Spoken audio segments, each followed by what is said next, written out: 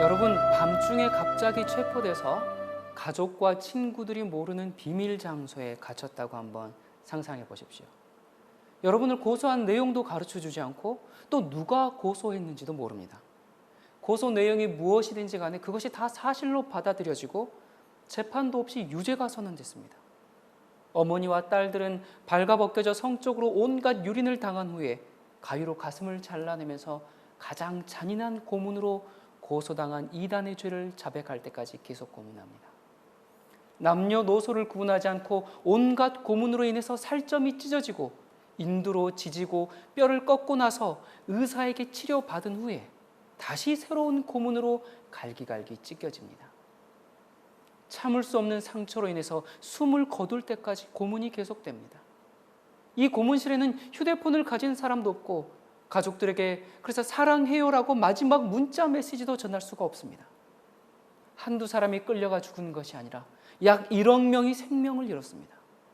여러분, 이것은 소설이 아니라 무서운 현실이었습니다. 그것도 세계의 성자, 평화의 사도, 모든 교회의 아버지라고 불리는 교황에 의해서 저지러진 연쇄살인이요 대학살이었습니다. 여러분, 하나님은 우리가 과거에 어떠한 죄를 지었는지 묻지 않으시고 우리가 돌이켜 회개하기만 하면 용서하시고 품어주시며 영원한 나라에까지 이끄시는 분입니다. 1000년 동안 학살을 저질렀던 교황들과 그 추종자들 역시 그들이 돌이켜 진심으로 회개한다면 하나님은 두 팔 벌려 안으시는 분입니다. 너무나 악한 죄를 지어서 하나님께 용서받지 못할 사람은 없습니다. 만약 여러분이 하늘에 가지 못한다면 그것은 죄를 많이 지어서가 아니라 회개하지 않았기 때문입니다. 사람들은 그건 다 지나간 과거입니다. 그건 교회가 타락했을 당시 그랬던 것뿐입니다. 저 교황을 보십시오. 얼마나 겸손하며 사랑의 사도요, 이 땅에 계신 예수 그리스도 그 자신 아닙니까? 그렇게 소리칩니다. 네, 맞습니다. 가난한 자들의 친구고 모든 정치적인 장벽을 허물어서 전쟁을 그치게 하고 서로 사랑과 용서로 화해를 일으키는 성자로 칭송받는 교황.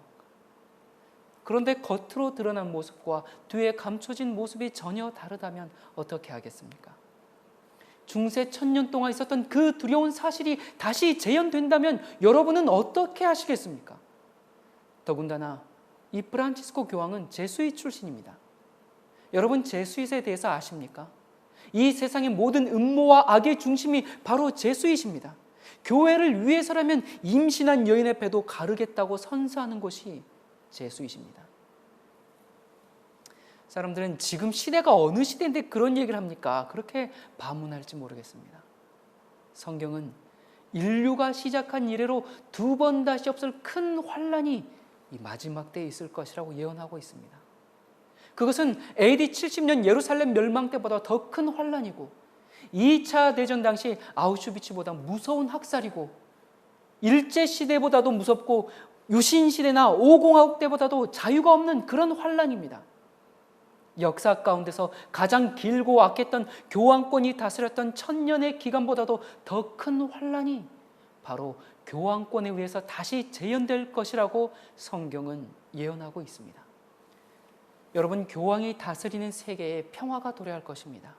전쟁이 그치고 종교 간의 갈등도 없고 내전도 없고 모든 부는 공동으로 분배되어서 굶주림으로 고통당하는 사람도 없는 말 그대로 지상 낙원이 도래하여 온 세상이 교황을 아버지로 섬기는 그날, 얼마나 좋은 세상입니까? 그런데 그 평화로운 날에, 그날에 소수의 저항자들이 생길 것입니다. 우리는 등 따뜻하고 배부르는 것보다 우리는 창조주 하나님을 섬기는 것이 더 중요합니다라고 말하는 그런 정신 이상자들이 생길 것입니다. 죽으면 죽었지 하나님 대신 교황을 섬길 수 없습니다라고 말하는 미치광이들이 생길 것입니다. 그들은 테러주의자들, 과격분자, 이단에 현혹된 정신 이상자들로 취급될 것입니다. 하나의 질서 속에서 평화롭게 지내려는 이 아름다운 세상에 어점이 되는 그들, 감히 교황을 무시하고 신앙과 양심의 자유를 부르짖는 그들, 과연 여러분은 그때 참 하나님을 경배하는 길을 선택할 수 있을까요? 온 세상이 여러분을 비난하고 심지어는 사랑하는 가족들까지 날 잡아 죽이려고 할 텐데 과연 그날 하나님의 참 백성들로 설 수 있으시겠습니까? 여러분이 제 말을 믿지 않아도 좋습니다. 그러나 일이 그렇게 진행되는 것을 보거든 그때는 보고 믿으시기 바랍니다. 그리고 성경에서 말한 하나님을 참으로 경배하는 날이 언제인지 찾으시기 바랍니다. 오직 하나님만을 경배하겠다고 목이 떨어져도 교황에게 경배하기를 거절하는 사람들이 나타나면 그들과 연합하십시오. 여러분 잊지 마십시오.